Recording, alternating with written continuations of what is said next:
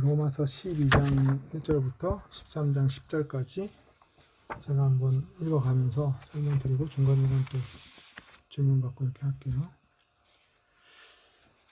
자, 로마서 12장 1절 첫 문단 읽겠습니다. 그러므로 내가 여러분에게 권합니다. 형제들이여, 하나님의 자비하심들을 통해 여러분의 몸들을 살아있고 거룩한 기쁨이 되는 제물로서 하나님께 바치십시오. 이것은 여러분의 합당한 예배입니다. 그리고 이 시대의 모습에 동화되지 말고 지성의 갱신으로 변화되어 당신들이 스스로 하나님의 뜻, 선한 것, 기쁘시게 하는 것, 온전한 것이 무엇인지 분별하게 되십시오. 네, 이 12장 1절과 2절은 굉장히 많은 게 이게 농축되어 있어요. 그래서 잘 살펴볼 필요가 있습니다.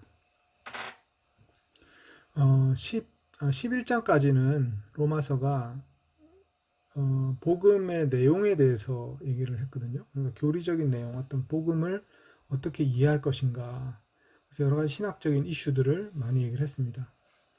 그리고 이제 12장부터는 이제 그 복음이 우리 삶 속에서 어떤 의미를 가지는가 이런 거를 얘기를 하려고 하는데 1절, 2절이 되게 이제 함축적이면서 많은 내용을 담고 있습니다. 첫째로 보면 이제 하나님의 자비하심들을 통해 여러분의 몸들을 살아있고 거룩한 기쁨이 되는 제물로서 하나님께 바치십시오. 그러니까 여기 이제 하나님의 자비하심들을 통해 자비하심 복수로 돼 있잖아요. 그래서 이 복수로 된 게 왜 이게 복수로 됐을까 가만히 이렇게 읽으면서 생각을 해보면 우리가 순간순간 경험하는 어떤 그 경험들이 하나님의 자비하심들이 반영된 것이다. 이게 일단 되게 중요한 생각이겠죠. 물론 이거는 이제 성령님의 역사와 관련이 있는 겁니다. 그 다음에 여러분의 몸들을 여러 사람들이니까 이제 복수형으로 쓰죠. 몸을 살아있고 거룩한 기쁨이 되는 제물로. 그래서 이제 제물은 보통 죽어야 되는데 죽은 제물이 아니라 여기서는 살아있고 거룩한 기쁨이 되는 제물로. 그러니까 우리 몸으로 하는 어떤 행위들이 하나님께 기쁨이 되는 제물이 될 수 있다. 하나님 기쁘시게 하는 어떤 그 양식이 될 수 있다. 그러니까 예수님이 나의 양식은 아버지의 뜻을 행하는 것이다. 이렇게 얘기하셨거든요. 근데 하나님의 양식도 우리가 하나님의 뜻을 행할 때 그것을 하나님은 밥 먹는 것처럼 기뻐하신다는 거죠. 하나님께 드린 선물이 된다는 거죠. 그래서 우리 몸으로 성령의 어떤 은혜를 힘입어서 몸으로 하나님 기쁘게 되는 일을 행하라. 이게 이제 우리가 로마서 6장, 7장, 8장에서 봤던 바울의 사상이잖아요. 그것이 이제 여기 또 반복해서 나오는 거죠. 그래서 몸이 되게 중요하고 자비하심들, 이거는 이제 성령님의 도우심 내지는 하나님의 선물들, 이런 것들을 통해서 우리가 새로운 행위를 할 수 있다. 이게 또 되게 중요한 거잖아요. 새 언약의 되게 핵심이거든요. 새 언약은 성령이 우리 안에 오셔가지고 우리가 하나님 위한 열매를 맺는 걸 도와주신다는 거. 성령님의 내주하심이 되게 중요한데 그게 여기도 나타나 있죠. 그래서 성령의 내주하심을 통해서 우리 몸이 새로운 어떤 도구로 사용될 수 있다. 이게 이제 바울의 중요한 내용이었죠. 그리고 여기서 이것은 여러분의 합당한 예배입니다. 합당하다는 말은 이성적으로 타당한 뭐 이런 말입니다. 그래서 이거는 당연하다 이런 것하고 관련된 합당하다, 논리적으로 올바르다 뭐 이런 뜻이에요. reasonable 하다 영어로 하면. 그래서 마땅히 드려야 될 어떤 그런 예배다. 네. 이런 것입니다. 그리고 이 시대의 모습에 동화되지 말고 지성의 갱신으로 변화돼요. 여기 지성이라는 단어가 보통 마음으로 번역되기도 하는데 여기 누스, 헬라어 누스고 영어로는 마인드라고 되어 있어요. 그래서 생각이 변화되는 걸 말하거든요. 그러니까 성경의 마음이라는 얘기가 나올 때는 우리 하트를 말할 때도 있고 마인드를 말할 때도 있어요. 하트는 이제 마음의 어떤 중심을 말하는 단어고 우리의 어떤 마음의 중심이 새로워져야 된다. 그러니까 우리 하트가 새로워져야 된다. 이렇게 이제 헬라어로는 카르디아가 새로워져야 된다. 이렇게 나올 수도 있고요. 그 다음에 이제 여기서는 누스는 생각하는 마음이죠. 그러니까 지성에 더 가까운 거죠. 그래서 이 시대의 모습에 동화되지 말고 지성의 갱신으로서 변화되어야 된다. 그러니까 지성의 갱신은 결국 우리의 생각이 바뀌어야 된다는 거니까 세계관이 바뀌어야 된다는 것이고 신념이 바뀌어야 된다는 거죠. 이 지성의 갱신은 어떻게 일어나냐? 바울 사도가 이제 계속 강조하듯이 복음을 묵상함으로써 일어나는 거죠. 복음을 묵상한다 그러면 이제 이게 아주 작은 몇 개 명제를 묵상한다는 뜻은 아니고 이 복음의 큰 틀, 로마서에서 말하고 있는 이 복음의 큰 틀, 그다음에 예수님의 가르침, 예수님의 사상 이런 것들을 이제 자꾸 이해하고 넓게 이해하고 깊이 묵상함으로써 그렇게 되면 우리의 지성이 갱신되겠죠.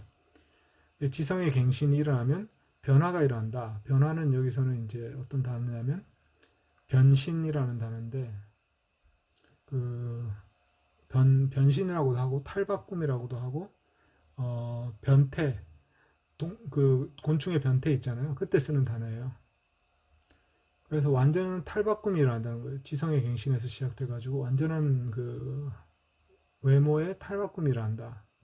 전인적인 변화가 외적으로 드러난다는 거죠. 그래서 그런 삶이 변화됨으로써 어떤 일이 또 벌어지냐면 당신들 스스로 하나님의 뜻, 선한 것, 기쁘시게 하는 것, 온전한 것이 무엇인지 분별하게 되십시오. 그러니까 각 사람들이 분별력이 잘하는 거죠. 결국 이제 분별한다는 단어는 시험하여 알아본다. 테스트 해가지고 이게 정말 좋은 건지 안 좋은 건지 알아본다. 이런 단어거든요. 그러니까 어떤 상황에서 이게 정말 하나님이 기뻐하시고 좋아하는 것인지를 테스트 해가지고 알아내가지고 그것을 실천하고 이런 과정을 말하는 겁니다.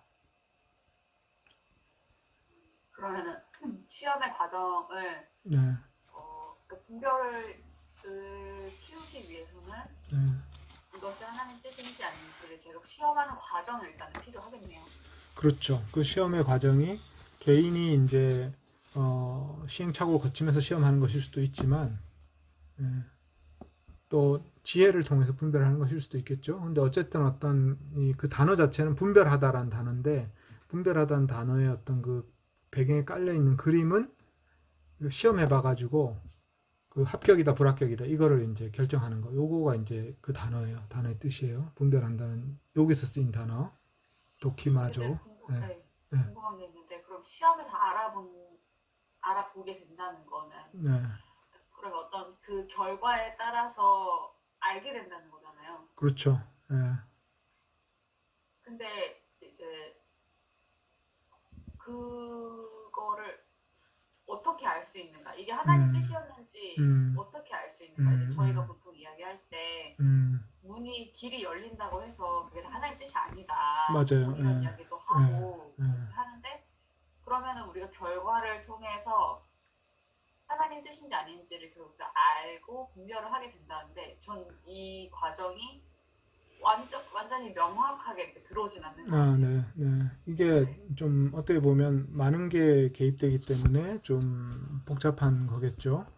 근데 일단 하나님의 뜻을 우리가 찾는다고 할 때, 예를 들어서 두 개의 길이 있는데 A 길이 하나님 뜻입니까? B 길이 하나님 뜻입니까? 이렇게 상상을 우리가 많이 하거든요. 근데 그거는 상상 자체가 좀 잘못된 거예요. 그러니까 왜냐하면 이거는 그 두 갈래의 길이 있는데 그 두 갈래 길을 우리는 선택을 해야만 돼요. 예를 들어서 뭐 A 대학에 갈 것이냐, B 대학에 갈 것이냐. 예를 들면. 예.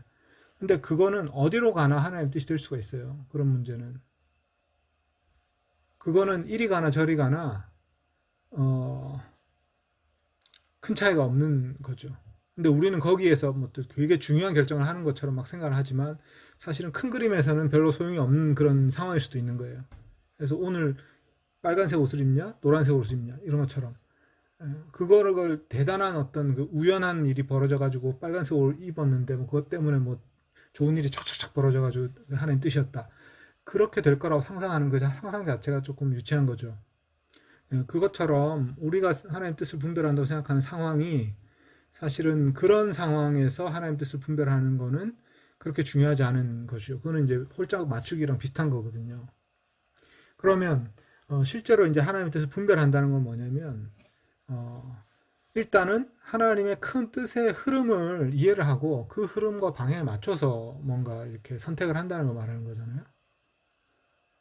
그러니까 우리가 큰 흐름 안에서 하나님의 어떤 그 예수님의 가르침 명령대로 따라 살아가려고 하는 큰 흐름, 그것이 필요한 거고, 그 다음에 이제 그런 흐름 안에서 여러 가지 복잡한 것들이 개입되어 가지고 이제 충돌되는 상황이 있겠죠. 예. 그런 상황에서는 이제 무게를 달아서 또 분별해야 되는, 그러니까 지혜가 필요한 부분이 있는 거죠. 그 다음에 어떤 상황에 따라서 사실 많은 게 섞여 있을 수가 있어요. 좋은 것과 나쁜 것이 섞여 있는 그런 경우가 있기 때문에 실제 삶에는 그렇잖아요. 순전히 좋은 것과 순전히 악한 것 두 개만 있는 게 아니라 좋은 것과 악한 것이 섞여 있는데 그 사이에서 선택해야 되는 이런 경우. 예. 그럴 때 이제 어떤 선택을 하는데 그것은 선택이 100% 좋거나 100% 나쁘거나 이런 것도 아니잖아요. 그래서 하나님 뜻이 100% 하나님 뜻이다, 이 100% 아니, 이것도 아니라고요. 그래서 그런 어떤 그 관점에서 약간 충돌이 있어요. 그래서 하나님 뜻을 분별하는 것이 조금 복잡한 문제다. 첫째로 이제 A냐 B냐 홀짝이냐 이런 거 아니고 그 다음에 또 옳은 것과 그른 것 이것 나누기가 또 되게 어렵다는 거죠. 어떤 문제는 분명하죠. 어떤 문제는 분명하기 때문에 우리가 이제 판단할 수 있고 근데 이제 또 그 불분명한 부분도 있어요. 그래서 이제 윤리학에서도 법윤리가 있고 덕윤리가 있잖아요. 법윤리는 옳고 그른 거를 찾아가지고 어느 것이 가장 옳은가 이걸 선택하는 게 법윤리라면 법윤리에는 문제가 뭐냐 딜레마라는 게 생기는 거죠. A를 선택하면 반드시 어떤 법의 원칙이 어겨지는 거죠. B를 선택해도 반드시 어떤 법의 원칙이 어겨져요. 그래서 A냐 B냐 선택하는 게 딜레마가 되는 거죠. 그런 경우에 선택의 여지가 두 개밖에 없을 때. 근데 이제 그런 딜레마의 상황이 법윤리에는 생길 수밖에 없어요. 그래서 법윤리적 접근이 한계가 있다고 생각해서 이제 사람들이 덕윤리라는 거를 또 얘기를 많이 하거든요. 그래서 사람이 덕성을 길러가지고 그 순간순간에 여러 가지 상황들을 지혜롭게 판단해가지고 자기 내면의 덕성으로서 그것을 결정을 해야 된다. 되게 복잡한 결정이고 완벽한 어떤 결정이 없다는 거죠. 하나의 결정 완벽하지 않은. 예. 그러니까 그것만 봐도 이 분별이라는 게 좀 복잡한 이슈라는 거죠. 예. 근데 홀짝 맞추기는 아니고 A냐 B냐 맞추기는 아니다. 그런 그림으로 이걸 이해하는 것 자체가 우리가 틀을 잘못 가지는 거죠. 그래서 어, 결국은 우리가 성령님과 이 모든 어떤 과정, 그러니까 우리가 하나님의 사상을 이해해야 되고 예수님의 어떤 사상을 이해해야 되고 바울 사도의 어떤 복음에 대한 이해, 그런 어떤 포괄적인 큰 그림의 이해를 가진 다음에 그 다음에는 다른 사람들의 어떤 시행착오 같은 거를 보고 또는 어떤 역사의 교훈을 보고 그래서 우리가 어, 그런 어떤 큰 시행착오를 반복하지 않게 그런 주의를 좀 기울여야 되고 그런 걸 이제 다 해서 걸러낸 다음에도 우리가 선택을 할 때는 정말 신중하게 선택하면서 하나님의 도우심을 구하면서 선택을 해야 되는 거죠. 근데 하나님이 너 이거 해라, 이게 내 뜻이야, 이건 아니에요. 그건 아니에요. 그래서 사람들이 이제 그렇게 점장이가 A냐 B냐 맞추는 것처럼 이 길로 가면 좋은 일이 생겨, 저 길로 가면 나쁜 일이 생길 것입니다. 이거는 하나님 뜻을 분별하는 거 그렇게 패러다임 자체가 좀 상관이 없죠. 그러니까 어떻게 보면 우리가 알아서 하는 거예요. 알아서 하는데 성령님께 기도하고 또 우리 어떤 지식과 지혜를 동원하고 그래서 선택을 하는 거예요. 왜냐하면 인생이라는 게 하나님 우리에게 선택할 수 있는 능력을 주신 거거든요. 그래서 그걸로 만들어가는 게 각자 다른 사람들이 다른 인생을 만들어가는 거기 때문에 하나님의 뜻을 분별한다는 거는 그런 여러 가지 선택의 과정 안에서 하나님 기쁘시게 하는 선택을 하는 거예요. 믿음으로. 약간 감인 것 같네요. 성령님과 함께 이 감을 키워가는 것 같은 느낌. 감도 감이지만 약간 용기도 필요하고 용기. 그러니까 아브라함이 하란을 떠날 때 또는 뭐 하나님 말씀 따라서 어떤 그 가나안 땅으로 갈 때는 객관적으로 그 상황이 좋을 것이라는 확률이 높아서 그걸 선택하는 게 아니잖아요. 하나님이 이걸 기뻐하실 것이다라는 어떤 그런 내면의 확신과 신뢰 때문에 안 좋을 것 같은 상황을 선택하는 거거든요. 그러니까 미래가 확실하지 않은 어떤 상황을 선택하는 건데, 근데 그때 하나님 뭘 기뻐하시냐 했을 때는 믿음을 기뻐하시는 거잖아요. 그러면은 이 분별은 실천이 수반되는 것인가요, 늘? 분별은, 그러니까 실천하지 않으려면 왜 분별해야 되겠어요? 그러니까 뭔가 실천하기 위해서 분별하는 거 아닐까요? 그래서 여기 보면 하나님의 뜻이 무엇인가, 선한 것이 무엇인가, 기쁘시게 하는 것이 무엇인가, 온전한 것이 무엇인가. 그러니까 우리의 선택은 이거에 가까운 거를 하면 되는 거고, 그거 완벽하게 맞는 거는 또 찾기 어려울 수도 있고. 그리고 대부분의 것은 우리의 어떤 자유에 맡겨져 있는 것이죠. 우리의 인생 어떻게 살아도 그게 하나님이 기뻐하시는 어떤 방식이니까. 그러니까 자유롭게 사는 게 하나님 기뻐하시는 방식인데, 그 자유를 추구하면서 동시에 하나님 기뻐하시는 어떤 이웃사랑이라든지 예, 형제자매를 돌보는 거라든지 뭐 이런 것들을 이제 같이 함께 행해가는 거, 이런 것들이 이제 하나님의 큰 그림일 테니까.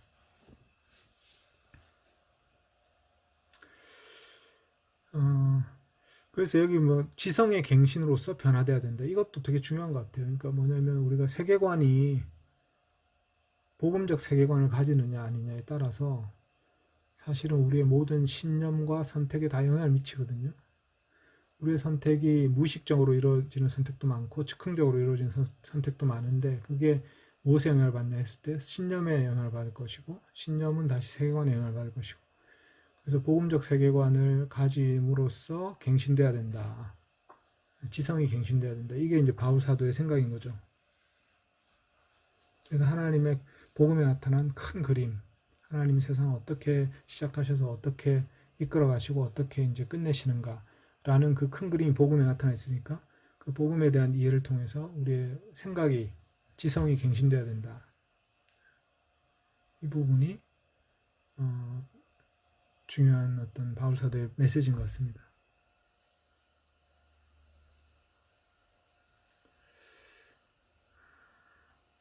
그래서 이 12장 1절, 2절이 정말 많은 것을 포함하고 있습니다. 묵상해 볼수록. 그리고 스스로 하라, 이런 것도 되게 중요한 거예요. 당신들이 분별하게 되어라. 그러니까 우리가 이제 남한테 분별을 이제 의존하면 얼마나 그 부자유스럽겠어요. 그러니까 이게 분별을 잘 못해도 자기가 혼자 해야 돼요, 사실은. 그런데 고집 피우면서 그렇게 할 필요는 없죠. 왜냐하면 도움받을 수 있으니까. 우리가 누구한테든 도움받는 게 부끄러운 것도 아니고. 예. 근데 중요한 일은 같이 의논하면서 할 수 있는 거잖아요, 형제자매랑 같이. 근데 이제 어쨌든 자기 스스로 분별하는 게 되게 중요하죠. 누가 이런 말을 해서 나는 그렇게 했다, 이거는 별로 큰 의미가 없고, 또 그런 식으로 지도자가 너는 이렇게 하는 게 하나님 뜻인 것 같아, 이렇게 말하는 것도 되게 위험한 거죠. 그런 지도자가 있다면 그거는 되게 좀 생각이 좁은 사람입니다. 그런 걸 또 예언의 은사라고 해가지고 또 한 사람도 있는데, 저는 그거 성경적인지 잘 모르겠어요. 예언이란 거를 이제 되게 뭐랄까, 우리의 상상의 범위 안에서 그냥 상상한 게 아닐까, 그런 예언은. 좋습니다. 그러면 3절부터 또 7절까지 한번 8절까지 읽어보겠습니다. 나에게 주어진 은혜를 통하여 여러분 안에 있는 모든 사람에게 내가 말합니다. 마땅히 품을 것 이상으로 과도한 마음을 품지 말고 지혜로운 정도의 마음을 품으십시오. 마치 각 사람에게 하나님이 믿음의 그릇을 나누어 주신 것인 양 여기십시오. 마치 우리가 한 몸에 많은 지체들을 가졌지만 모든 지체들이 똑같은 역할을 가지고 있지는 않은 것처럼, 이런 방식으로 우리 많은 사람들이 그리스도 안에서 한 몸이고 각각은 서로의 지체입니다. 우리에게 주어진 은혜를 따라 다양한 은사들을 가지고 있으니, 예언이라면 믿음의 분량을 따라서, 섬김이라면 섬김 안에서, 가르치는 자라면 가르침 안에서, 위로하는 자라면 위로함 안에서, 나누어 주는 자는 단순함 안에서, 앞에 나서는 자는 열심 안에서, 긍휼히 여기는 자는 즐거움 안에서 은사를 사용하십시오. 네, 여기 이제 은사라는 개념이 나오는데, 이것도 되게 중요한 우리가 생각해보면 정말 중요한 개념이에요. 왜냐하면 크리스천 공동체가 각각 다른 은사를 받는다는 거죠, 사람들이. 그래서 이제 우리가 흔히 잘못 생각하는 거는 뭐냐면 영적인 지도자는 많은 은사를 가지게 되고 일반 평신도들은 보잘것없는 작은 은사를 가지게 된다. 그래서 많은 은사를 가진 사람한테 의존해야 되고 많은 은사를 가진 사람이 그거를 많이 나눠줘야 된다는 이런 식의 어떤 모델로 상상하기가 쉬운 것 같아요. 그런데 그게 전혀 아니라 다양한 은사를 각 사람에게 나눠주신다. 성령님이. 예, 그게 이제 되게 중요한 가르침입니다. 이거는 바울 사도 고린도 전서에도 나오는 중요한 그 내용이죠. 그래서 각 지체들이 똑같은 역할이 아니라 다른 역할들을 가지고 있다. 우리 몸의 지체들이 이런 방식으로 많은 사람들이 그리스도 안에 한 몸이고 각각은 서로의 지체가 된다. 그리고 여기 보면 각 사람의 하나님 믿음의 그릇을 나누어 주신 것인 영역이라. 그러니까 믿음의 그릇을 나누어 주셨는데 이 믿음의 그릇은 그 믿음의 정도도 조금씩 다르다는 거죠. 믿음, 그러니까 뭔가를 이렇게 받아가는 정도가 좀 다르다는 거예요. 그래서 요거는 이제 좀 생각을 해볼 만한 부분인데 어떤 사람은 믿음이 좀 더 크다, 어떤 사람 믿음이 적다 이런 의미라기보다는 아마 그 활용하는 어떤 사이즈가 좀 다르다 이런 거를 말하는 것 같아요. 그러니까 우리가 모든 사람이 공평한 똑같은 그릇을 받는 건 아닌 것 같아요. 그래서 어떤 사람은 뭔가 좀 더 특별히 더 많은 걸 가질 수 있고 어떤 사람은 또 특별히 적은 걸 가질 수 있어요. 그러나 그게 하나님 앞에서 우리가 서로를 차별하는 근거는 되지 않습니다. 그것은 어떤 지체는 좀 더 중요한 역할을 하고 어떤 지체는 좀 덜 중요한 역할을 하는 것과 비슷하다는 거죠. 우리 몸에 있어서. 그런데 덜 중요하다고 해서 물론 그것이 필요 없는 게 아니고 더 소중히 여겨야 된다는 거죠. 어떤 사람은 손이 중요하다, 어떤 사람은 발이 중요하다, 어떤 사람은 뭐 뇌가 중요하다, 눈이 중요하다 말할 수 있지만 그렇게 다양한 역할을 하는 거죠. 그리고 하나님은 그 다양한 역할을 각각 나눠 주시는 거고 그래서 그 역할을 잘하면 또 칭찬받는 거고 그런 겁니다. 그래서 믿음의 그릇이 다르다는 거는 뭔가 사람들이 다양한데 그 다양한 가운데 서로 차별할 만한 이유가 되는 것은 아니고 차별의 이유가 되는 것은 아니고 역할의 다양함이 포함되는 어떤 다양함이 있다는 겁니다.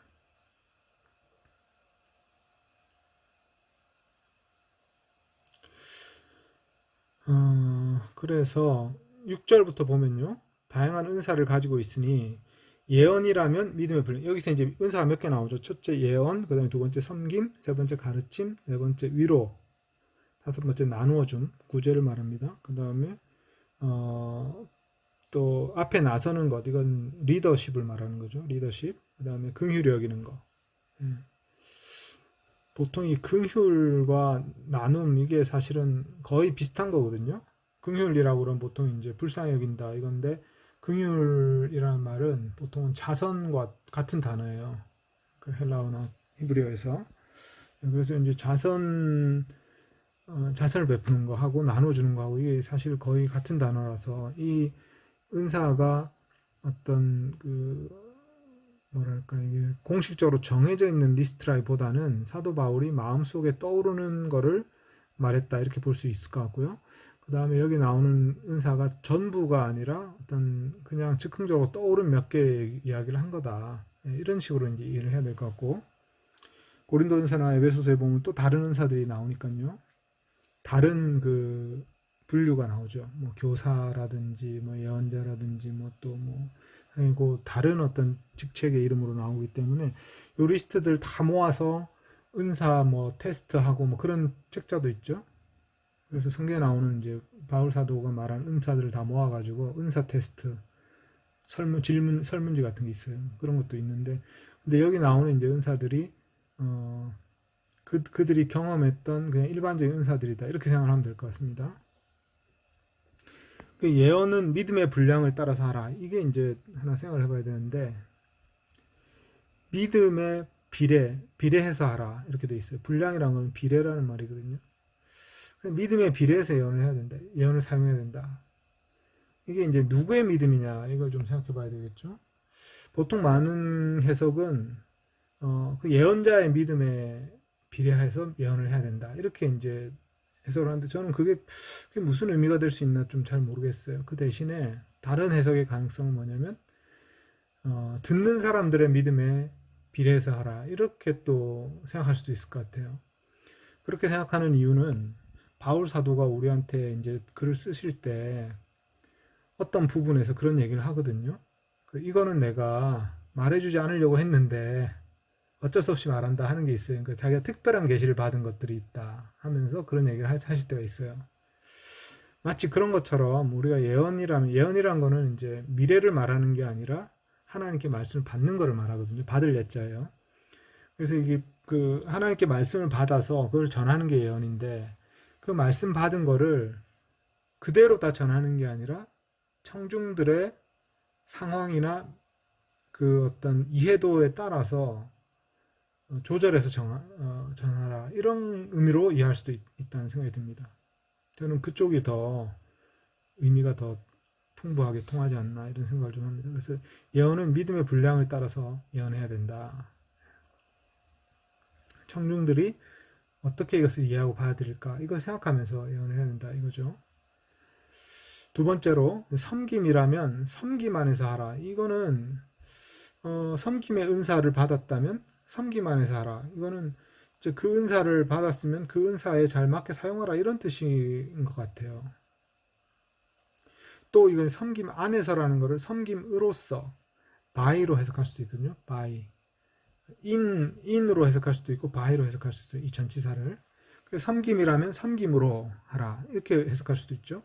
근데 이제 그렇게 해석해도 거의 같은 뜻이에요. 그러니까 섬김이라면 섬김 은사를 받았다면 섬김으로 그 은사를 사용해라 이렇게 말할 수도 있는 거죠. 그것도 의미가 통합니다. 근데 이제 1차적으로는 이제 n이라는 전치사가 섬김 안에서 하라라는 거고 섬김 안에서는 좀 더 해석을 하면 섬김이라는 거 활동 안에서 하라 이런 것일 수도 있고 그 다음에 섬김이라면 섬김으로 그 은사를 사용하라 이렇게 섬김 은사를 받았다면 섬김으로 은사를 사용하라 이렇게 by로 해석할 수도 있겠죠. 가르치는 자라면 가르침 안에서 하라. 그러니까 이제 가르치는 은사도 있다는 거죠. 그러니까 이 교회 안에 예언의 은사가 상당히 많이 있었던 것 같아요. 그래서 하나님의 말씀을 계시를 받아가지고 그 계시를 가지고 성도들에게 얘기를 해주는 그런 어떤 은사가 있었던 것 같고 그 다음에 섬김의 은사는 뭔가 이렇게 성도들이 필요한 것들을 찾아 섬기는 거잖아요. 이런 것들 집사 역할이죠. 디아코니아죠. 디아코니아 집사가 이제 데컨인데 데컨이 이제 디아콘에서 나온 거고 디아코노스에서 나온 거고 여기 섬김이라는 게 여러 가지 일들을 교회 안에 여러 가지 일들을 이렇게 돌보는 거 이제 섬김이죠. 그 다음에 이제 가르치는 자는 가르침 안에서 요건 아마 이제 성경 말씀을 가르치는 것이었겠죠. 교사의 역할이 있었던 것 같고요. 그 다음에 위로하는 자라면 위로함 안에서 그러니까 위로와 격려 같은 말인데 여기 이제 성령은 우리의 위로자시죠. 그러니까 성령님이 주시는 말씀으로 사람들 위로하는 거죠. 그리고 깊이 공감하면서 그것은 대화를 나누면서 격려해주고 이런 것들 그 이제 위로하는 은사가 있고요. 그 다음에 나누어주는 자는 단순함 안에서 하라. 이게 왜 나누어주는 자는 단순함으로 하라 했을까? 단순함이라는 거는 이제 단일함, 여러 가지 혼합되지 않은 순전함 이런 걸 말하는 건데 나누어주는 자의 마음에는 단순함이 있어야 된다 이런 거예요. 그래서 너무 복잡하게 많은 걸 생각하다 보면 안 된다 이런 뜻일 수도 있겠고 중요한 게 무엇인지 알고 그 중요한 데 초점 맞춰가지고 단순한 마음을 가져야 된다 이런 것일 수도 있겠죠. 그러니까 뭔가를 최근에 이제 어떤 교회 얘기를 들었는데 이 교회에서는 절차를 지키는 걸 되게 중요하게 생각해가지고 뭐 그 절차를 지키려고 하다 보니 나눠줄 타이밍을 놓쳤다 그런 얘기를 하더라고요. 절차 너무 오래 걸려가지고.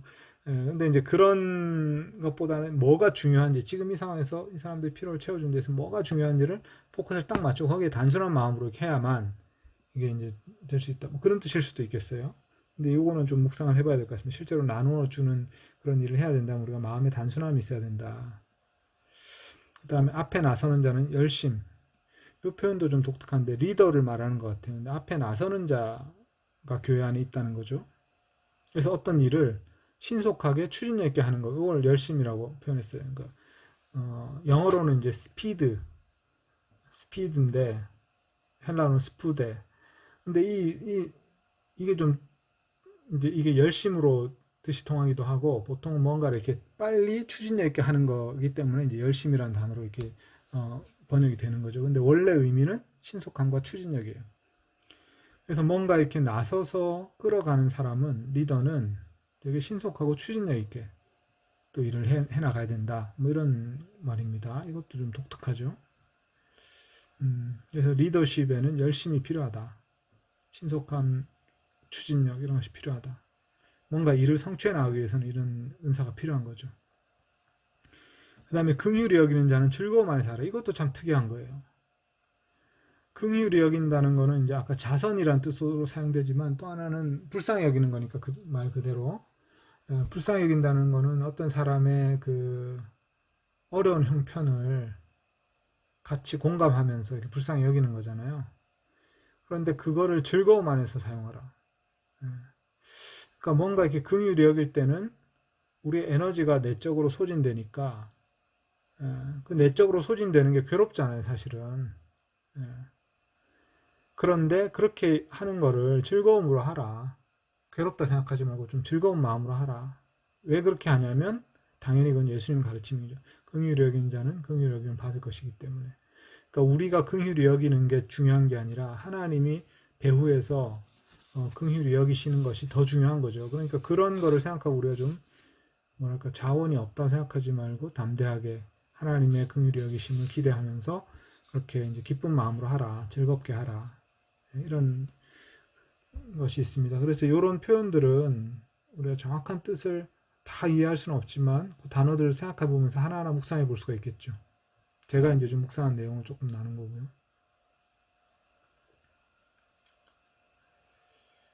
자, 여기서 뭐 혹시 이제 은사에 관한 건데 뭐 질문 있으세요?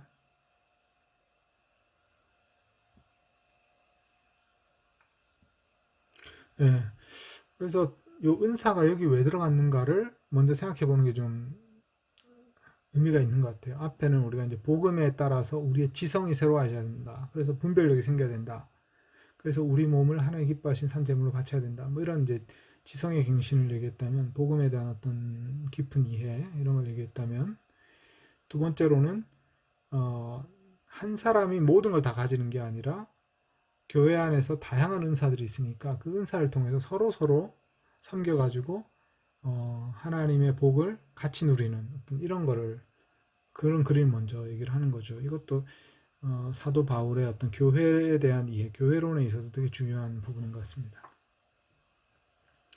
그 다음에 사랑에 대해서 9절부터 12절. 사랑은 위선적이지 않습니다. 악을 혐오하고 선에 자신을 붙이십시오.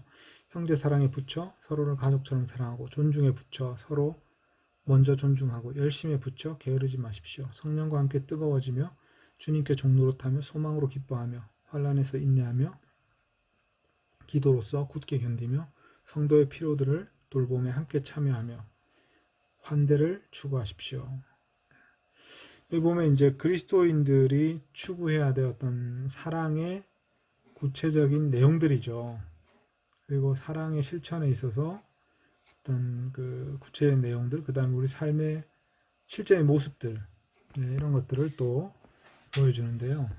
여기에 나오는 이제 그 단어들은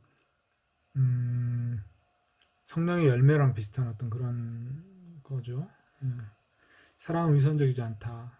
그러니까 겉과 속이 다르지 않다. 위선적이라는 말이 이제 그 예수님이 되게 강조했던 가르침이죠. 위선적이 되어서는 안 된다는 거. 산상수훈에도 그게 많이 나오지 않습니까? 그다음에 악을 혐오하고 미워해서 멀리하고 악을 멀리하고 또는 혐오하고 선에 자신을 붙여라. 이 말도 되게 독특한 말이에요. 그러니까 선이라는 어떤 행위가 있다면 그것에 자기를 딱 달라붙게 만들어라. 그런 그림입니다. 그림 언어죠. 그래서 이제 마태복음 6장하고 이제 19장 제가 예를 들었는데 6장에서는 너희가 두 주인을 섬길 수 없고 한 주인을 멀리하고 다른 주인에게 갖다 딱 붙는다 이런 표현이 있어요. 그 다음에 또 19장 5절에는 사람이 자기 부모를 떠나서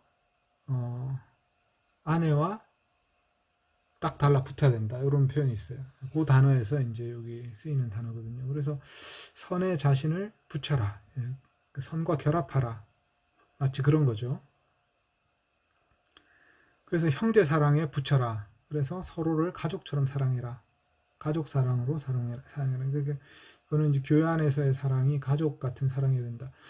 근데 이제 이게 옛날에는 이게 굉장히 큰 의미를 지녔는데 요즘은 이 가족 사랑이라는 게 점점 이제 희박해져 가지고 가족 사랑이 뭐 좋은 면도 있지만 나쁜 면도 많다고 막 사람들이 이제 인식하게 됐어요. 가족 이기주의라든지 아니면 뭐 가족 안에서의 어떤 폭력이라든지 뭐 그 이상한 깨진 가족도 있고 막 그러니까 여러 가지 그 가족 안에서 경험하는 나쁜 경험들도 많기 때문에 가족 사랑이라는 게 그렇게 애틋하지 않은 거죠. 우리의 상상 속에서 그런 문제가 좀 발생했습니다. 그런데 이제 이상적인 가족 사랑은 사실은 되게 아껴주고 그 가족이 아닌 사람들보다 가족을 특별히 소중하게 여기는 그런 마인드가 있는 거잖아요. 그래서 그리스도인 공동체에서 이 가족처럼 돌보고 그러니까 가족이라는 개념은 제가 생각할 때는 하나님이 우리에게 특별히 사랑하도록 맡겨주신 가장 가까운 이웃이에요. 그러니까 우리가 세상의 모든 사람을 사랑할 수 없지만 가족을 사랑해야 되는 거죠. 근데 이제 이 가족을 사랑하는 게 그렇게 보면 이제 가장 가까운 이웃으로서 사랑하는 거거든요. 근데 이웃과 가족을 공평하게 사랑해야 된다. 그거는 저는 어리석은 생각인 것 같아요. 좀 어리석은 생각이고 물론 아주 긴급한 도움이 필요한 경우에 가족에게 줘야 될 것보다 이 사람에게 주는 게 더 긴급한 경우가 있겠죠. 그건 우리가 판단해야 될, 분별해야 될 상황인데 그런 경우에 가족을 돌보는 것보다 이쪽 사람들 돌보는 게 더 우선이 될 수 있습니다. 그러나 가족은 하나님이 서로 사랑하도록 붙여준 가장 가까운 이웃이라는 생각은 그거는 이제 왜곡되지 않으면 가족에 대해 지나친 왜곡을 하지 않는 거 올바른 생각인 것 같고 그래서 이제 형제 사랑 교회 안에서 만난 신앙의 형제 자매들을 가족처럼 사랑하라 이 말이 이제 그런 의미겠죠. 우리가 세상의 모든 사람을 사랑하는 프로젝트를 하기보다 일단 교회 안에 있는 형제 자매들을 돌보는 프로젝트를 해야 된다 이제 이런 거죠. 그 다음에 존중에 붙여서 서로 먼저 존중하라. 이것도 참 중요한 말씀인 것 같아요. 그러니까 우리가 이제 서로 존중 안 하는 문화 속에서 한국 문화는 존중을 안 하는 게 좀 쿨한 걸로 돼 있고 그런 농담을 하는 게 또 자연스러운 게 돼 있고 근데 뭐 그런데 사실은 이게 아주 깊은 존중이 깔려 있을 때 그게 농담이 되는 거지 농담이 아니라 사실은 이제 웃으려고 하는 말 속에서 이제 사실 뼈가 다 있잖아요. 사람들이 서로 존중하는 거를 되게 못하고 또 존중받는 경험이 별로 없고 어려서부터 그렇습니다. 그래서 이게 존중한다는 거는 굉장히 중요한 특히 한국 사회에서는 이제 멸시, 모멸감 이게 이제 한국 사회의 또 키워드 중에 하나거든요. 그러니까 사람들 부정적인 경험 중에 존중이 없기 때문에 그런 거죠. 사람들 지위나 어떤 뭐 다른 그 사람들의 어떤 스펙으로 판단하는 거 이게 이제 존중과 반대되는 것이죠. 존중하는 거는 어린 사람을 존중해야 되고 약자를 존중해야 되거든요. 그러니까 윗사람 존중하는 거는 특별히 중요하지 않습니다. 그거는 뭐 그것도 중요하지 않다고 말하면 안 되겠지만 아랫사람을 존중하는 게 훨씬 더 중요하죠. 그리고 자기보다 더 약한 사람을 존중하는 게 훨씬 더 중요한 것 같습니다. 그 다음에 열심에 붙여서 게으르지 말아야 된다. 아까 열심이라는 거는 신속함과 추진력이라고 그랬잖아요. 그래서 우리가 옳다고 생각하는 일은 신속하게 추진력 있게 행동으로 옮겨야 된다. 그게 게으르지 않은 거죠. 그래서 옳은 일에 부지런해야 된다는 것이겠고요. 그 다음에 성령과 함께 뜨거워져야 된다. 여기서 참 그 그림 언어가 쓰여졌죠. 물이 끓어오르는 것처럼 뜨거워져야 된다. 성령님과 함께. 그래서 이제 이것도 생각해 보면 성령님이 우리에게 어떤 뜨거운 감정을 주시는 그런 분이시구나. 그리고 우리가 그 뜨거운 감정을 쉽게 해서는 안 된다. 불을 끄지 마라 이렇게 얘기했잖아요. 사도 바울이 다른 곳에서 성령의 불을 끄지 마라. 예. 거기서 이제 불로 이렇게 그 비유를 하셨는데 여기서도 이제 물이 끓어오는 것처럼 뜨거워지는 거.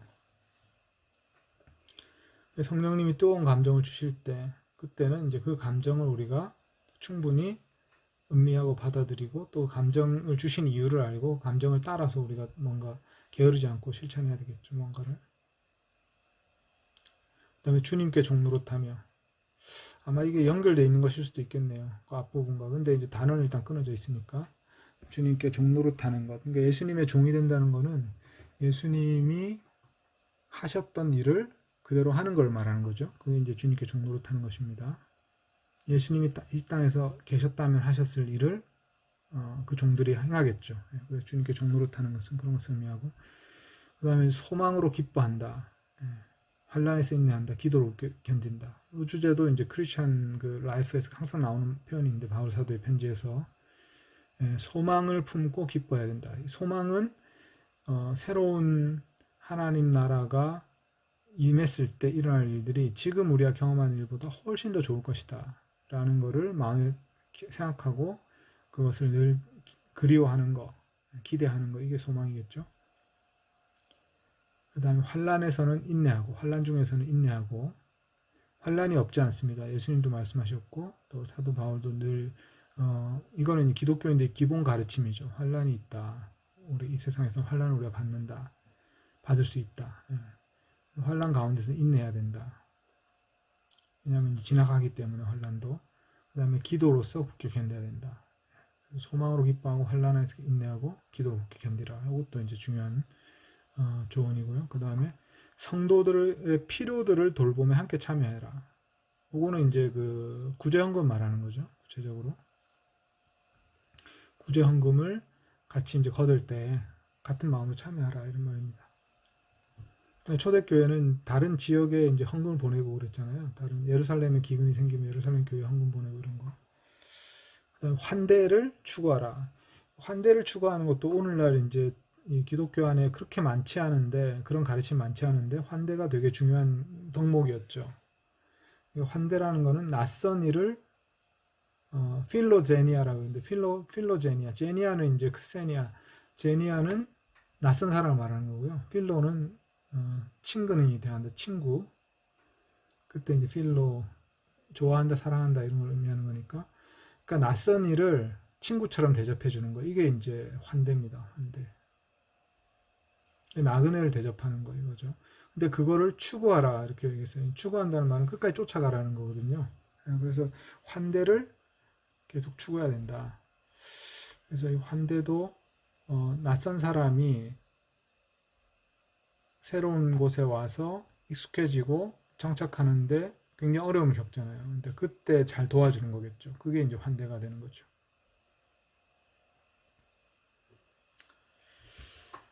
네, 그래서 제가 단어의 뜻을 중심으로 좀 설명을 했습니다. 네, 14절 또 계속 나오겠습니다. 여러분, 왜냐하면 오늘 분량이 좀 많아서 여러분은 핍박하는 사람을 축복하십시오. 축복하고 저주하지 마십시오. 기뻐하는 사람과 함께 기뻐하고 우는 사람들과 함께 우십시오. 서로를 향하여 같은 것을 마음에 품고 높은 일들을 마음에 품지 말고 낮은 사람들과 함께 어울리십시오. 스스로 지혜롭게 여기는 자들이 되지 마십시오. 자, 여기도 이제 산상수훈의 여러 가지 내용들을 좀 생각나게 만드는 그런 말씀이죠. 핍박하는 사람을 축복하라. 축복하고 저주하지 말라. 이 마태복음 6장 44절에 나오죠. 거기 예수님 말씀입니다. 핍박하는 사람을 오히려 축복하라. 괴롭히는 사람을 오히려 축복하라. 저주하지 말아라. 오히려 축복해라. 예수님의 가르침을 이제 그대로 조금 다른 말로 바꿔서 얘기하시는 거죠. 기뻐하는 사람들과 함께 기뻐하고 우는 사람과 함께 울어라. 이것도 아주 중요한 그 실천의 지혜입니다. 이게 그러니까 예수님의 말씀을 실천하다 보면 이런 지혜가 생겨가지고 사도 바울은 이제 그 지혜를 자기의 말로 다시 얘기를 하는 거죠. 그러니까 이대로 실천하면 또 예수님의 말씀을 실천하는 게 되는 거죠. 이웃을 사랑하라. 이웃을 내 몸같이 사랑하라. 이게 예수님의 가르침이었다면 그거를 실천하다 보니까 지혜가 생긴 거예요. 아, 기뻐하는 사람과 함께 기뻐하고 우는 사람과 함께 울어야 된다. 기뻐하는 사람한테 가서 울고 울고 있는 사람한테 가서 기뻐하라고 막 하고 이렇게 하면 안 된다는 거죠. 어리석은 거죠. 서로를 향하여 같은 것을 마음에 품고 이거는 이제 직역을 했는데 같은 것을 마음에 품어라. 이게 이제 뭘지 한번 생각을 해보면 예수님의 제자로서 목표가 동일하잖아요. 그러니까 예수님의 좋은 제자가 되는 거 이게 이제 그리스도인의 목표인데 예수님의 말씀을 잘 실천하는 거 하나님 기뻐하신 열매를 맺는 거 이런 어떤 같은 목표를 품어야 되는 거죠. 그래서 서로를 향하여 같은 것을 마음에 품는다. 그러니까 이거는 결국 서로를 대할 때 한 마음이 된다 이런 말인데 서로를 대할 때 무엇으로 한 마음이 되느냐 서로에게 맞춰서 한 마음이 되느냐 그게 아니라 예수님의 말씀과 가르침으로 한 마음이 되겠죠. 그래서 서로를 대하는 관계에서 한 마음이 되는데 그 한 마음이 되는 열쇠는 서로에게 맞춰서 그 한 마음이 되는 것보다는 the same thing 같은 것을 마음에 품을 때 하나가 되는 거죠. 그래서 같은 것을 마음에 품다 했을 때 같은 것이 뭐냐 이건 우리가 묵상해 볼 것이지만 뭐 아무거나 같은 것 그건 아니겠죠. 그래서 그리스도인의 교양을 말하겠죠. 그리스도인의 어떤 중심 동기 그거는 결국 예수님의 말씀이겠죠. 예수님의 가르침, 복음 이런 것이겠죠. 그래서 그런 것을 같은 것을 마음에 가져야 하나가 됩니다. 그러니까 공동체 하나됨이 예전에 이제 저는 IBF 간사 활동할 때 그걸 많이 느꼈는데 공동체가 하나 되려면 같은 책을 읽으면 참 그게 도움이 많이 됐다는 생각이 들어요. 근데 책을 다양하게 여러 책 좋은 거 골라서 읽으면요.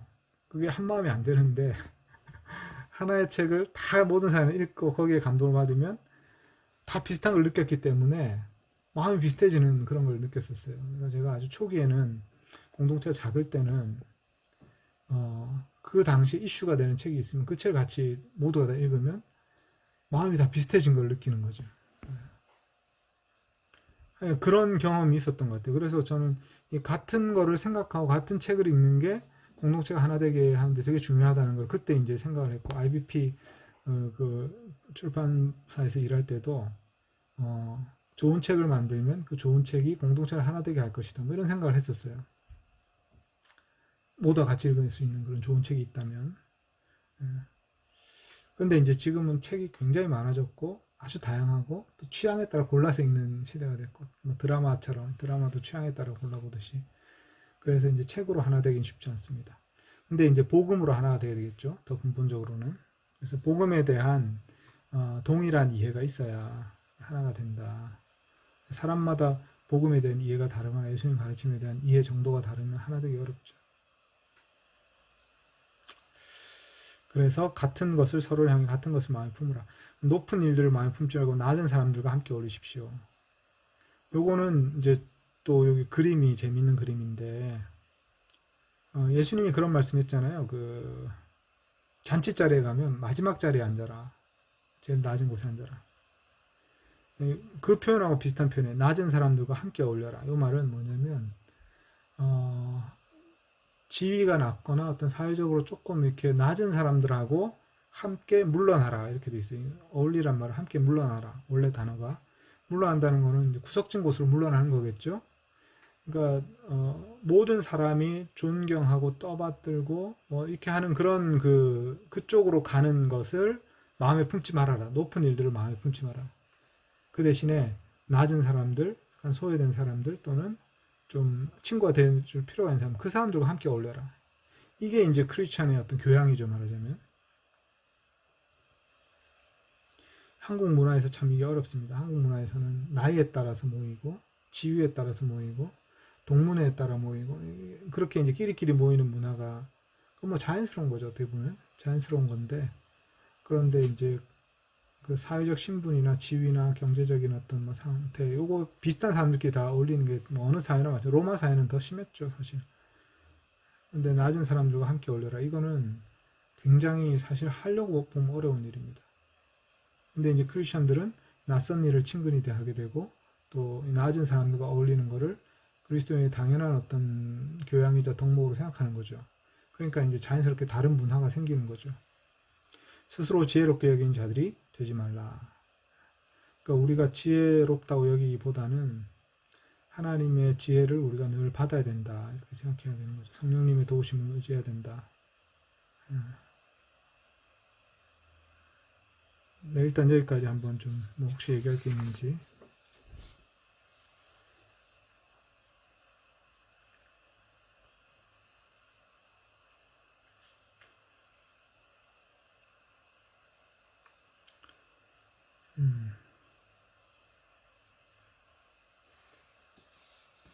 넘어가겠습니다, 그럼. 네. 17절부터 21절. 악에 대해 단 하나의 악도 되돌려 주지 마십시오. 모든 사람들 앞에서 좋은 일들을 먼저 생각하십시오. 할 수 있다면 모든 사람들과의 관계에서 여러분으로부터 나오는 것을 평화롭게 만드십시오. 자신들을 위해 스스로 복수하지 마십시오. 사랑받는 자들이여, 진노의 자리를 주십시오. 기록되었습니다. 복수는 내게 속한 것이니 내가 되돌려 주리라. 라고 주님이 말씀하십니다. 다른 한편 만약 내 원수가 배고파하면 그를 먹이고 목말라 하면 그를 마시게 하라. 이것을 행하면 내가 불타는 숯들을 그의 머리 위에 쌓아놓을 것이다. 라고도 하십니다. 악에게 당하지 말고 선으로서 악을 이기십시오. 자, 이제 악을 대처하는 방법을 얘기하는데 이것도 예수님의 가르침에서 나오는 내용이죠. 근데 조금 다른 언어로 다르게 좀 설명하는 그런 부분이 있는 겁니다. 예수님의 가르침하고 그 산상수훈의 황금률이라든지 다른 가르침하고 뭐 거의 똑같습니다. 악에 대해 단 하나의 악도 되돌려 주지 마라. 이것도 되게 그 뭐랄까 악을 악으로 갚지 말라 이 말을 되게 그림 언어로 이게 보여주는 거죠.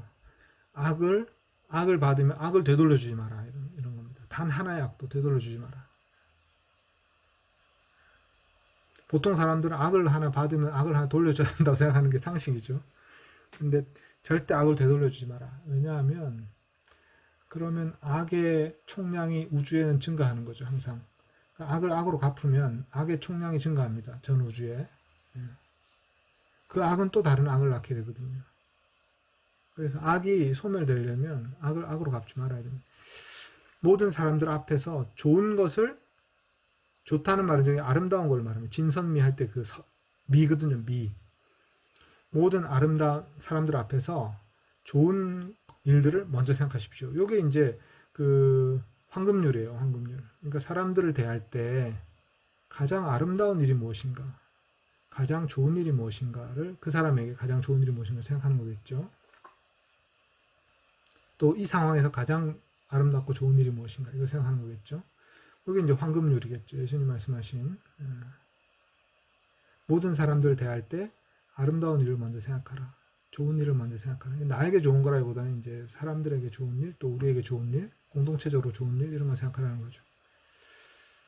그 다음에 이제 할 수 있다면 모든 사람들과 관계에서 여러분으로부터 나오는 것을 평화롭게 만들라. 이게 이제 직역을 해놓으니까 조금 이상하긴 한데 여러분부터 나오는 것이라는 거는 우리의 말이나 행동을 말하는 거예요. 그러니까 우리의 말을 예를 들어 보면 그 말이 평화로운 말이 나야 된다는 건 무슨 말이냐면 평화를 증진하는 말이 나야 된다는 거죠.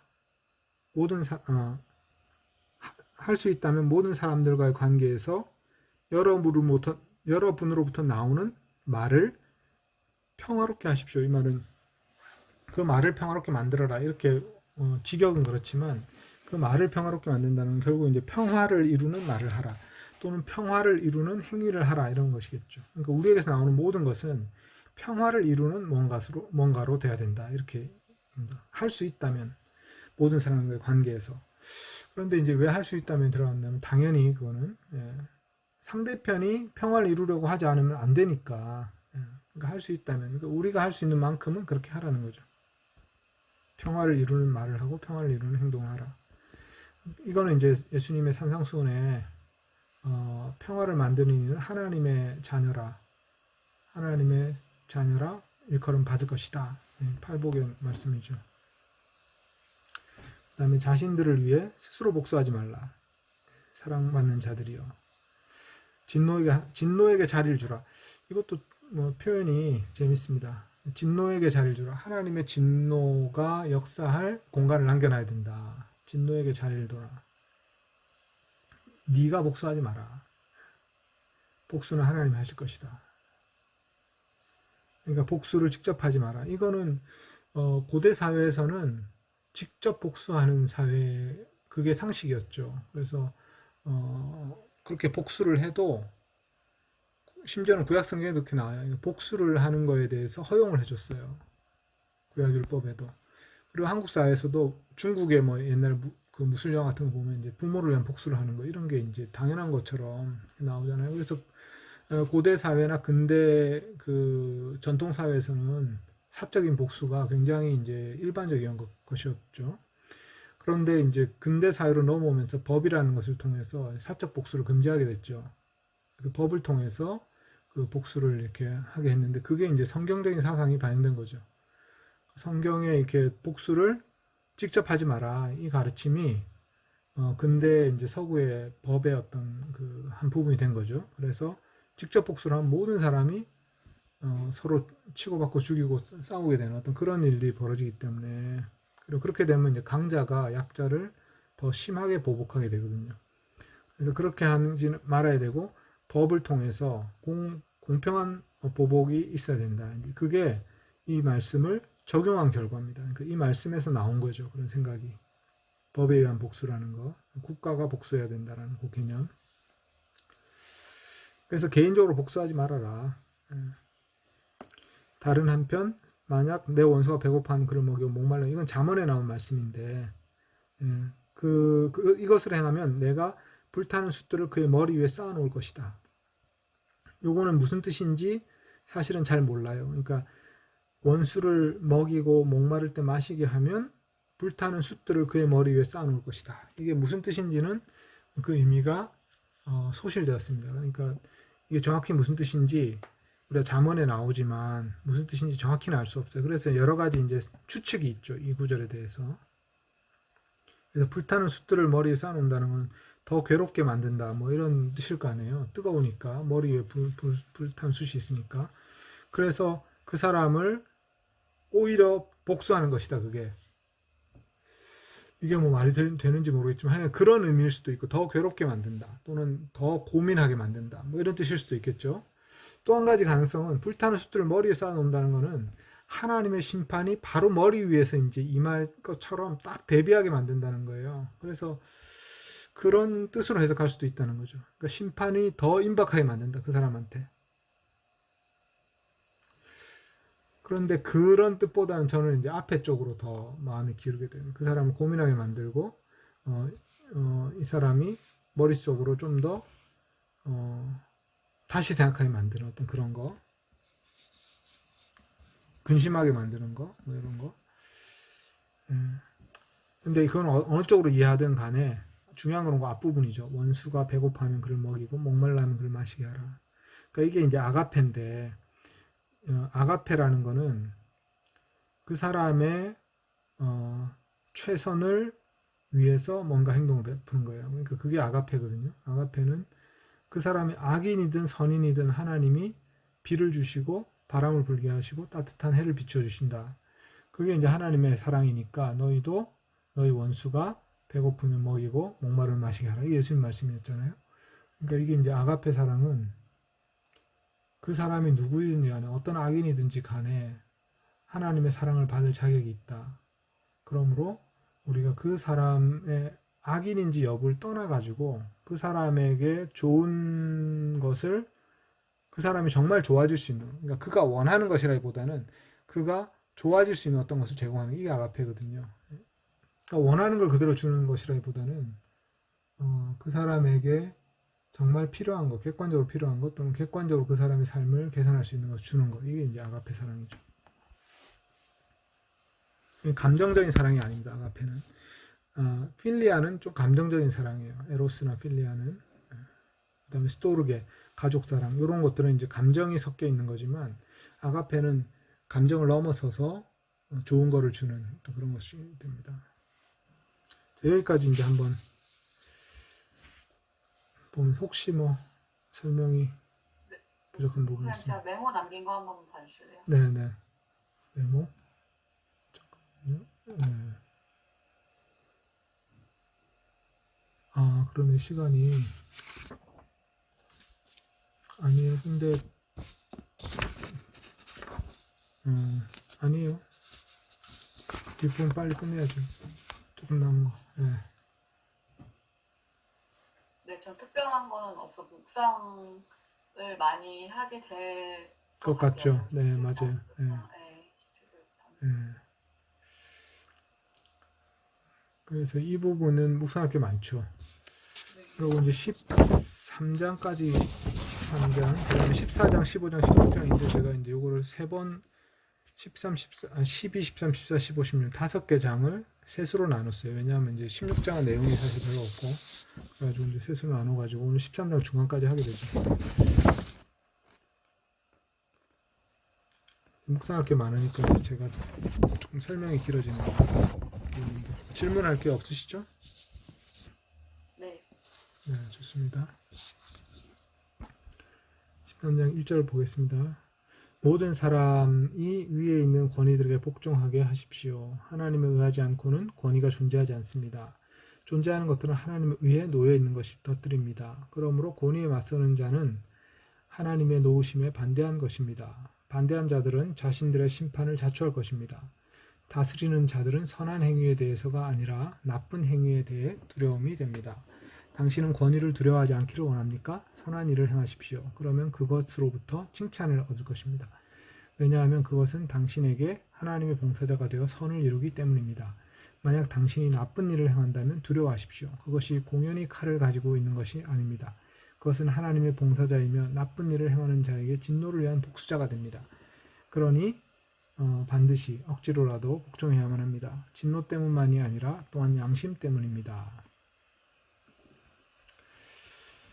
이런 이유 때문에 또한 여러분이 조세들을 냅니다. 그들은 하나님을 섬기는 자들이며 바로 이 일을 위해 지속적으로 일하기 때문입니다. 모든 자들에게 빚진 것들을 주십시오. 조세를 거두는 이에게 조세를, 세금 거두는 이에게 세금을, 두려움을 취할 이에게 두려움을, 존경을 취할 이에게 존경을 주십시오. 자, 여기 이제 국가와 그리스도인의 관계에 대한 어떤 가르침인데 사도 바울의 가르침에도 이제 이런 가르침이 드물고 거의 유일하고 또 자세하기 때문에 되게 중요한 가르침이고 또 베드로 사도에도 이제 비슷한 가르침이 있어요. 권위에 대한 어떤 가르침. 그래서 권위의 문제를 이제 다루는데 되게 중요한 주제죠. 그래서 이 부분 조금 설명이 좀 필요한데 1절부터 보면요. 모든 사람이 위에 있는 권위들에게 복종하게 하라 하시고 그 다음에 권위가 하나님에 의해 세워졌다. 하나님에 의하지 않고 권위가 존재하지 않는다. 존재하는 것들은 하나님에 의해 놓여져 있다. 그러므로 권위에 맞서는 것은 하나님의 놓으심에 반대하는 것이다. 반대한 자들은 자신의 심판을 자초할 것이다. 자, 이제 권위의 문제인데 권위는 하나님이 만드신 것이다. 근데 우리가 보통 이제 권위를 일단 이 구절을 읽으면 사람들이 권위에 대해서 피해를 본 사람들은 권위라는 것을 악하다고 생각해요. 그래서 권위 자체를 악한 권위와 자꾸 혼동하는 거죠. 악한 권위가 있고 원래 권위가 있는 거죠. 근데 이제 사람들은 권위라고 하면 악한 권위만을 생각하기 때문에 특히 이제 옛날엔 특히 심했어요. 민주화 운동 시대에는 이 구절 자체가 마치 그 독재 정권에 복종해라는 명령으로 해석되고 막 설교가 그렇게 나오고 하니까 이 구절을 혐오하는 사람들이 많았죠. 젊은 사람들, 그러니까 우리 세대 중에. 그런데 사실은 이 모든 사람들이 위에 있는 권위에 복종해야 된다. 이 말이 그 권위가 악한 권위라도 복종해야 된다. 그런 말이 아니에요. 그런 식으로 성경을 해석하는 거는 그건 엉터리 해석이고 완전히 가르침을 왜곡하는 겁니다. 절대 그런 건 아니거든요. 악한 권위에도 순종해야 된다? 그건 아닙니다. 그걸 어디서 알 수 있냐면 로마서 13장과 우리가 같이 봐야 될 게 계시록 13장인데 계시록 13장에 보면 거기서 이제 로마 정부 로마의 그 대표자인 황제가 용의 지배를 받는 짐승으로 나와요. 짐승. 그래서 그 짐승에 의해서 우상 숭배가 일어나고 결국 그 짐승이 이제 하나님의 천하를 맡게 되거든요. 그러니까 로마 황제를 여기서 보면 권위에 해당하는 존재잖아요. 그에게 복종해야 된다. 그게 아니에요. 자세히 읽어봐도 그게 아닙니다. 그 다음에 이제 로마서 계시록 13장 보면 그 황제가 짐승이 되거든요. 사탄의 조종을 받는. 그 다음에 또 한 구절이 뭐냐면 그 사도행전에 보면 베드로가 공회에 잡혀가요. 그 공회에서 그런 명령을 받습니다. 너희는 더 이상 이제 예수의 이름으로 메시지를 전하지 말아라. 복음을 전하지 말아라. 그런 명령을 받았을 때 베드로와 사도가 뭘 얘기했냐면 우리는 너희들의 명령에 순종하는 것보다 하나님의 명령에 순종해야 된다. 그렇게 얘기를 해요. 자, 그걸 보면 이 권위의 문제가 단순히 악한 권위에까지도 순종해라 그런 뜻은 아니다. 그거 이제 그게 하나 분명한 거고요. 그다음에 바울 사도는 여기서 권위를 계속 추상명사로 사용해요. 사람으로 말하지 않습니다. 추상명사로 사용합니다. 그걸 어디서 볼 수 있냐면 14절 보면 3절 그냥 3절 보면 선한 일을 행하십시오. 그러면 그것으로부터 칭찬을 얻을 것입니다. 그것이라는 그 지시어를 쓰는 거죠. 그 다음에 왜냐하면 그것은 당신에게 하나님 봉사자가 되어 선을 이루기 때문입니다.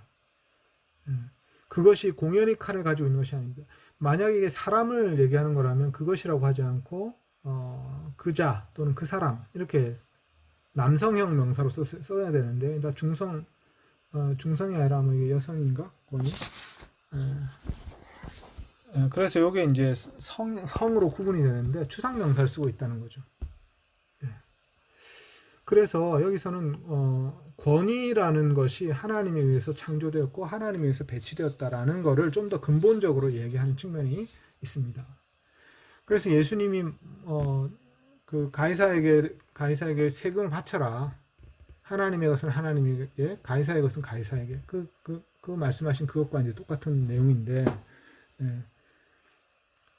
그 권위는 하나님의 그 세상을 유지하는 질서에서 권위가 되게 중요한 역할을 해요. 근데 권위의 역할이 뭐냐? 이거는 약간 신학적인 토론이 필요한데 최근에 사람의 권력, 하나님의 권력, 앤디 크라우치가 쓴 책인데 이 책이 나와서 이 책에 이제 이 주제를 온전히 다루고 있는데 이 권위의 문제를 좀 더 보시려면 그 책을 보시면 좋습니다. 앤디 크라우치의 사람의 권력, 하나님의 권력. 근데 이제 좀 핵심을 요약하면 뭐냐면 하나님은 권위를 가지고 무엇을 하시는가? 그것은 평화를 이룰 수 있는 공간을 만드세요. 사람들이 평화를 이루고 번영할 수 있는 공간을 만드는데 권위를 사용하십니다. 그러니까 권위가 작용하면 어떤 일이 벌어지냐면 안전한 공간이 생기고 그 안전한 공간 안에서 그 권위의 혜택을 받는 사람들이 자유롭게 안전하게 활동을 하면서 평화와 번영을 이룰 수가 있습니다. 권위라는 것은 그 평화와 번영이 유지되게 하는 그런 공간을 만드는 일을 하는 거죠. 그러니까 예를 들어서 나라에 어떤 권위가 필요한 거예요. 근데 그 권위가 온전히 역할을 한다면 각 구성원들이 자유롭고 평화롭게 살아가면서 자기의 삶을 펼치고 안전한 어떤 그 가운데서 자기의 삶을 펼치고 또 그것을 통해서 번영을 이루는 각 사람의 창조성을 최대한 발휘하게 하는 그런 역할을 권위가 하는 거죠. 권위는 그런 것을 위해서 필요한 일을 하는 게 권위입니다. 권위가 모든 일을 하는 게 아니고요. 사람들을 지배해가지고 너희가 해라 저거 해라 지시하는 게 아니고 공간을 창조하는 일만 하는 거예요.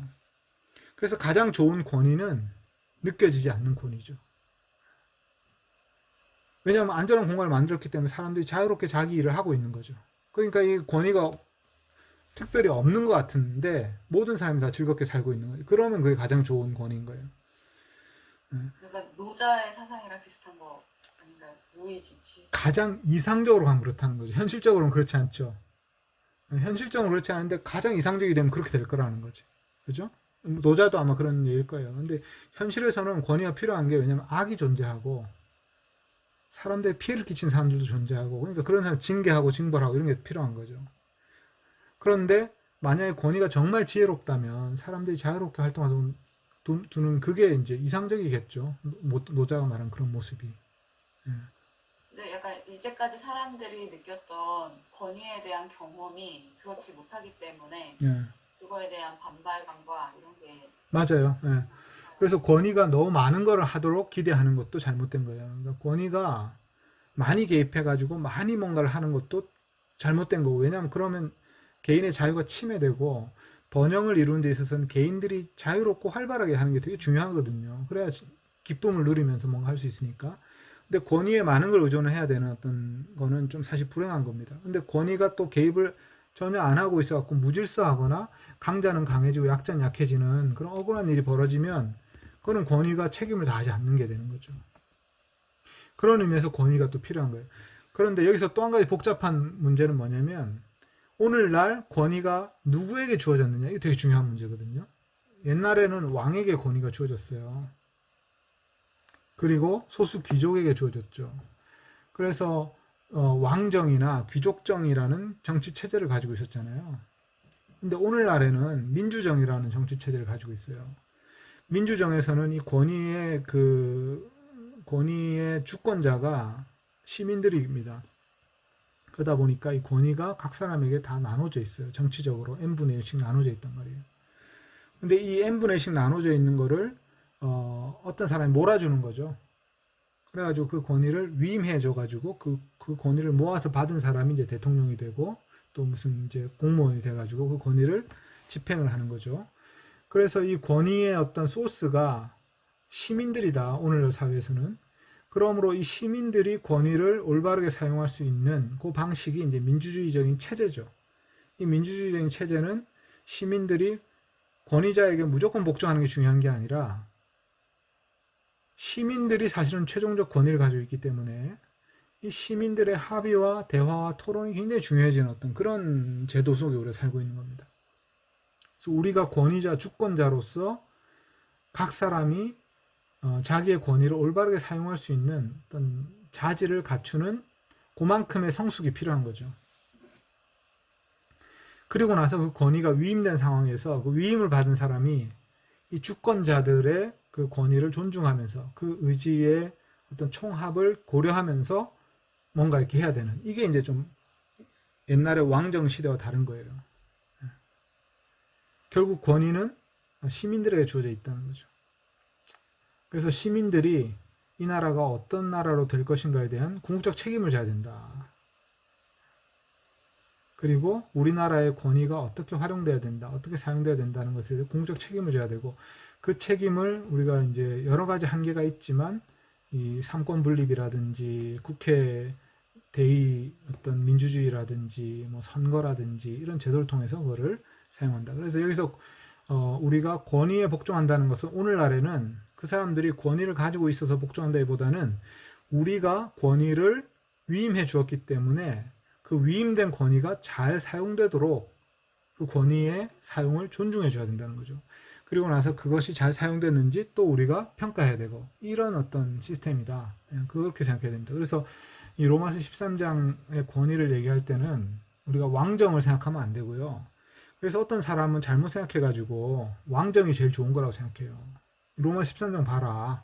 왕정이 제일 좋은 거 아니냐. 이거는 정말 엉터리 생각입니다. 그리고 또 한술 더 나아가서 왕정이 아니라 신정이 돼야 된다 해가지고 하나님의 법만이 중요하다면서 교회 통치를 얘기하는 이런 사람들도 있어요. 이거는 진짜 시대착오적인 거죠.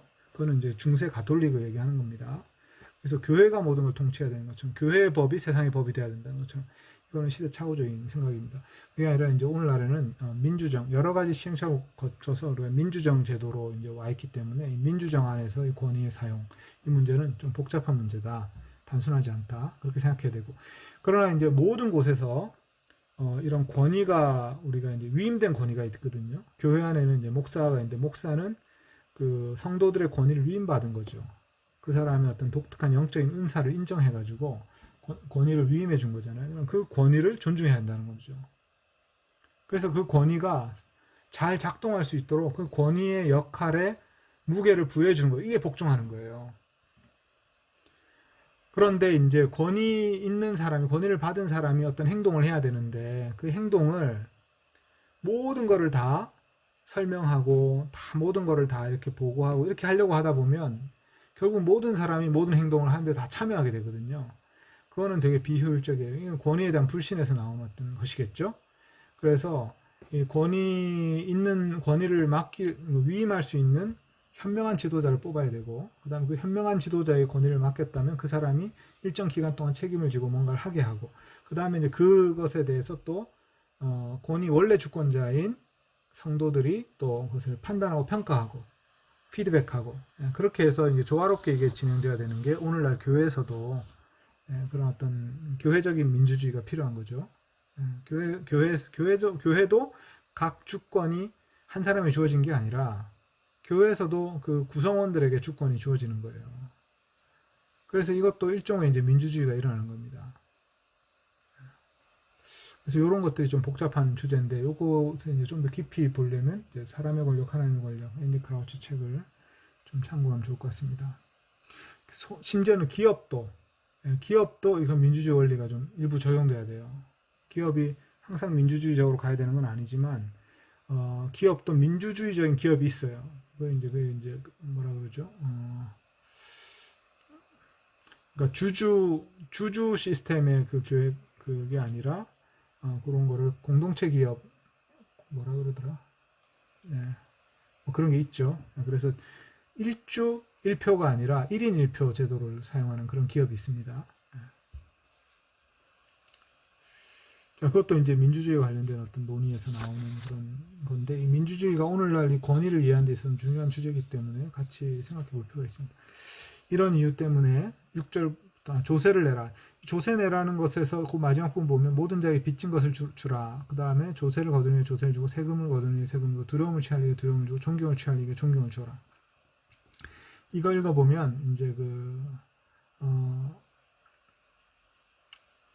각 사람에게 이 권위를 올바로 유지하고 어떤 그 권위 시스템이 건강한 권위 시스템, 국가 시스템이 돌아갈 수 있도록 조세를 내는 것이 그리스도인들의 의무다.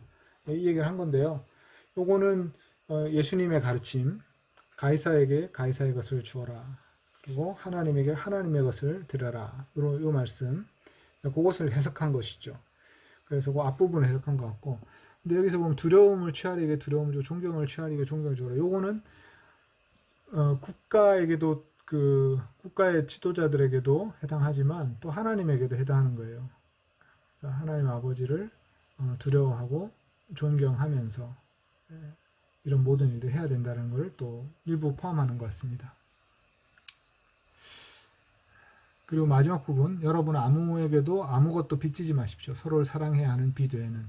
다른 사람을 사랑하는 자는 율법을 이미 충족하였습니다. 왜냐하면 간음하지 마라, 살인하지 마라, 도둑질하지 마라, 탐욕을 품지 마라. 그리고 무슨 다른 명령이 있다고 해도 그것들은 이 말씀 안에서 그것을 머리로 재정렬되기 때문입니다. 즉, 내 이웃을 너 자신처럼 사랑하라 라는 말씀입니다. 사랑은 이웃에게 나쁜 일을 행하지 않습니다. 그러므로 사랑은 율법의 충족입니다.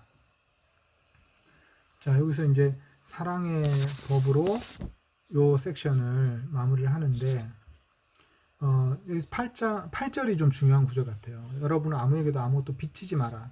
거기 앞에 얘기했잖아요. 내야 될 것을 내고 두려움을 취하리게 두려움을 줘, 존경을 취하리게 존경을 주어라. 이제 빚지지 마라.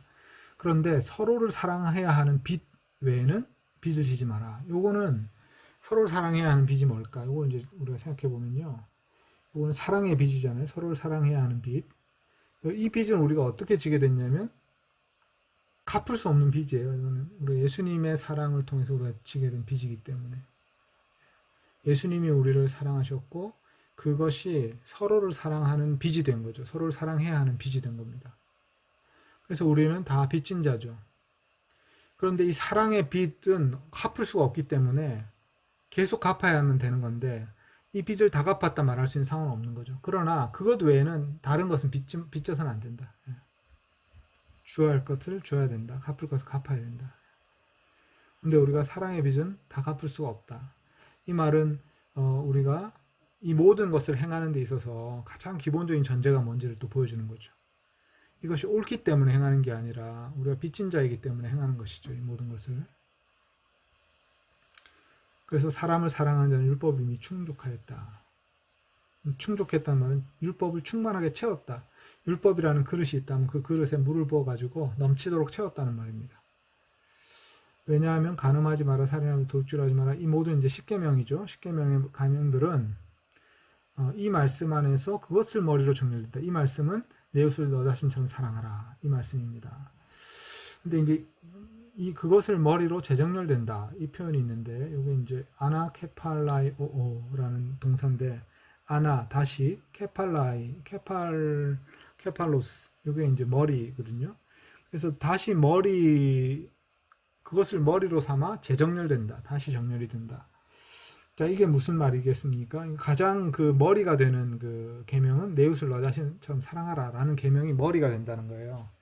그럼 그 머리 밑에 여러 개의 계명들이 쭉 정렬이 된다는 거죠. 그래서 여러 가지 계명들을 우리가 실천할 때 머리가 되는 계명을 늘 기억해야 되는 겁니다. 내 이웃을 너 자신처럼 사랑해야 한다. 그리고 사랑은 이웃에게 나쁜 일을 행하지 않겠죠. 그러므로 사랑은 율법의 충족입니다. 충만입니다. 율법의 충만이라는 말은 율법이라는 그릇에 물을 가득 채워서 넘치게 만드는 것이란 그런 얘기인데, 충만이라는 단어가 그런 거예요. 가득 채워서 넘치게 한다는 거. 그래서 사랑을 행할 때 우리가 율법을 충만하게 성취할 수 있다는 거죠. 근데 이제 율법은 각각의 계명을 보면 살인하지 말라, 도둑질 말라, 탐욕을 품지 말라, 이런 각각의 계명은 사랑에는 좀 모자라는 거예요. 그걸 다 행한다고 해도 사랑이 되진 않는 거예요. 살인하지 말라. 살인 안 했다고 해서 사랑한 건 아니라는 거지. 도둑질 하지 않았다고 해서 사랑한 건 아니잖아. 탐욕을 품지 않았다고 해서 그것이 사랑한 건 아니잖아. 근데 사랑이라는 것이 가장 충만한 어떤 상태라면 그 계명들은 최소한의 상태를 말하는 거죠. 이것을 행하면 정말 모든 게 다 무너진다. 살인하고 도둑질하고 탐욕을 품고 이렇게 하면 모든 게 다 무너진다. 그러니까 최소한의 것을 얘기한 거죠. 그래서 이제 이 10계명을 우리가 실천했다고 해서 사랑을 이룬 것은 아니다. 그러나 우리가 사랑을 실천하면 10계명은 저절로 충족하게 되는 거죠. 그래서 이제 사랑이라는 것은 어떻게 우리가 이제 깨닫게 되느냐 하면 그냥 좋은 게 사랑이다 이렇게 할 수는 없기 때문에 하나님의 사랑으로부터 우리가 사랑을 배워야 되는 거죠. 그래서 사랑은 하나님으로부터 나오는 것이고 하나님의 사랑으로부터 배워야 되고, 하나님의 사랑이 가장 잘 드러나는 것은 십자가 사건이고 십자가와 부활이죠. 그 다음에 예수님의 말씀과 가르침 안에서 사랑을 어떻게 행해야 될지 우리가 배우게 되죠. 그래서 그것을 또 성령님 우리에게 가르쳐 주십니다. 그래서 사도 바울은 우리가 이제 12장 오늘 읽은 이 구절에서 그리스도인의 삶의 여러 가지 그 가르침들, 산상수훈의 가르침을 요약해 놓은 것 같아요. 그런 가르침들 쭉 열거를 하면서 로마의 그리스도인들에게 주고자 하는 핵심적인 가르침들을 얘기하는데, 한 문단 한 문단이 사도 바울에게 있어서는 굉장히 많은 경험과 지혜가 또 성령의 인도하심 받은 결과가 녹아있는 그런 문단들이다. 그렇게 우리가 좀 생각을 하면서 묵상을 하면 좋을 것 같습니다. 혹시 뭐 설명 좀 부족한 부분 있으면 얘기해 주세요. 없습니다. 네, 좋습니다. 뭐 시간이 많이 됐으니까 오늘 여기서 마무리하고, 이 구절들은 묵상을 해보시면서 또 다음 주에 또 더 얘기하기로 하겠습니다. 자, 기도하고 마무리하겠습니다. 하나님 아버지, 오늘 우리가 로마서 12장부터 13장 10절까지 말씀 함께 읽고 생각했습니다. 이 말씀을 저희가 한 주간 묵상할 때 이 말씀을 통해서 저희가 성령님의 지혜를 배우게 하시고, 그리스도인의 교양, 그리스도인이 마땅히 살아야 될 삶의 모습이 무엇인지, 삶의 모습이 무엇인지 다시 한번 깊이 마음에 새기는 좋은 묵상 시간이 있게 하여 주십시오. 함께 해주시면 감사드리며 예수님의 이름으로 기도하였습니다. 아멘.